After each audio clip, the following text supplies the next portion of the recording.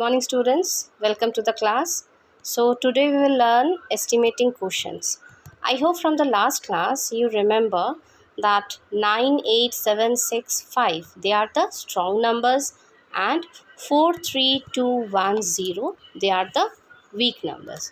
So today we will be estimating the quotients, means we will be dividing, but first we have to estimate the numbers. So let's start with question number 2. 83 divided by 17. So 83, it's a two digit number. That means we have to round it to tens, right?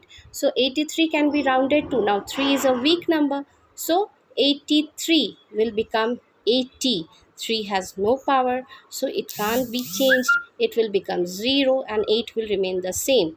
Similarly 17, it can be rounded to, 7 is a strong number, so it can be rounded to 20. So 80 divided by 20, what we will get? 4 is our answer. Come to question number 4. 193 divided by 24. So 193 is a 3-digit number, right? So we can round it to 100. 3-digit number, so we have to round it to 100. So for rounding it to 100, which number we will check? We will check number 9.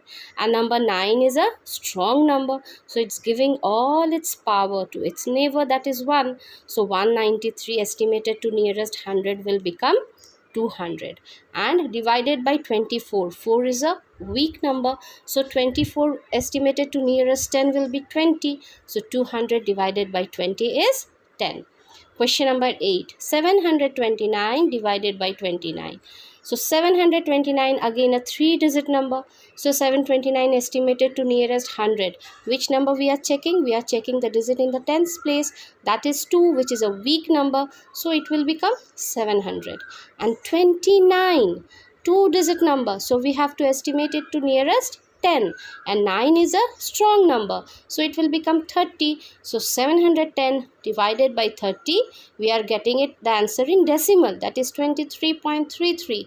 so similar to that is 23 approximately, right? So rest of the sums you will be taking the help of the PDF, and you will be completing this exercise 1F. Okay, so after completing exercise 1F, let's start with the another new topic, Roman numerals. I think you have done this in the previous classes also. So what is Roman numeral? It is one of the early systems of writing numerals. I think you have seen this Roman numerals to be used in when we write the our class, when we in the watch, in the clock, we use this Roman. Still we use this Roman numerals. So there are 7 basic symbols in Roman numerals. 1 is represented with I, 5 with V, 10 with X, 50 L, 100 C, 500 D, and 1000 is represented with M. And if a bar is placed over a numeral, that means that particular number is multiplied by 1000. So if it is written V bar, it means 5 into 1000, that is 5000. And X bar, it means 10 into 1000, that is 10,000. Clear? Now we will be learning few rules for this Roman numbers. But before that, let's learn a fun way to remember these symbols. For example, since I like sweets very much, I remember it as such. I love chocolate, dahi and mishti.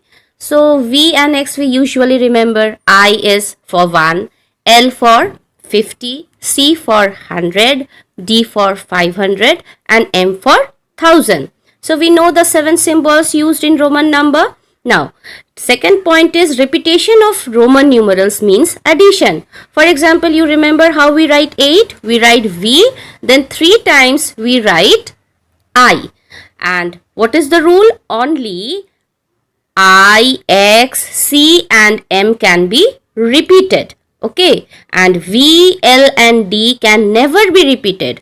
That means the number which begins with 5 can never be repeated, and no symbol can be repeated more than 3 times. The third point is smaller numerals written to the left of a larger numerals means subtraction. For example, how we write 9? We write I, then we write X. That means 1 is subtracted from 10. But 5 means V, L and D are never subtracted, and I can be subtracted from V and X. Similarly, X can be subtracted from L and C, and C can be subtracted from D and M. Got it? So let's do some sums. It will be more clear to you. Okay. Exercise 1G, question number 1. Express each of the following as a Roman numeral. So 2. 2 means 2 times we will write I. Then 8. 8 means 5 plus 3. That is V plus 3 times we will be writing I. Then 73. That means 50 plus 10 plus 10 plus 3. So 50 means L. L, X, X. Then I is repeated 3 times.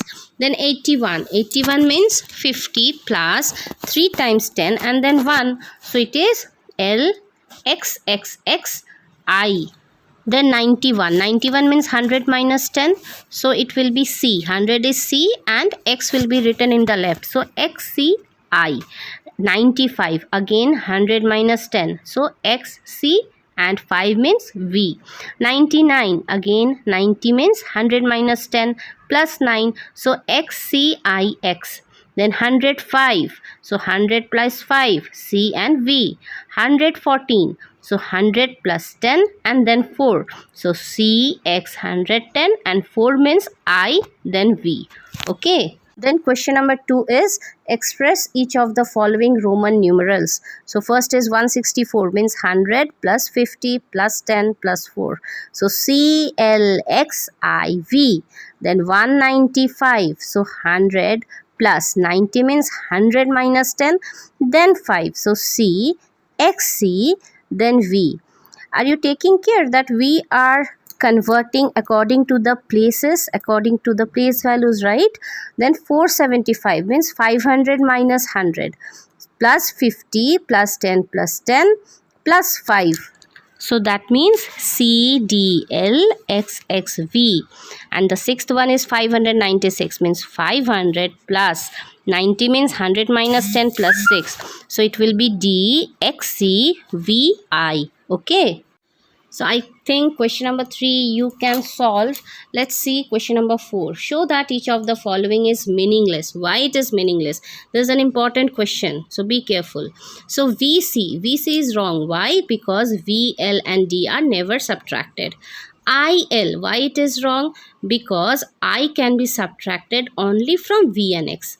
I is wrong. Why? Because V, L and D are never IXX. Why it is wrong? Because IX, that is 9, it cannot be written in the left. Means 9 cannot be subtracted from 10. Okay. So this is also wrong. That is meaningless. So class, please complete exercise 1G. Left sums of exercise 1H, that is question number 9, 10, 11.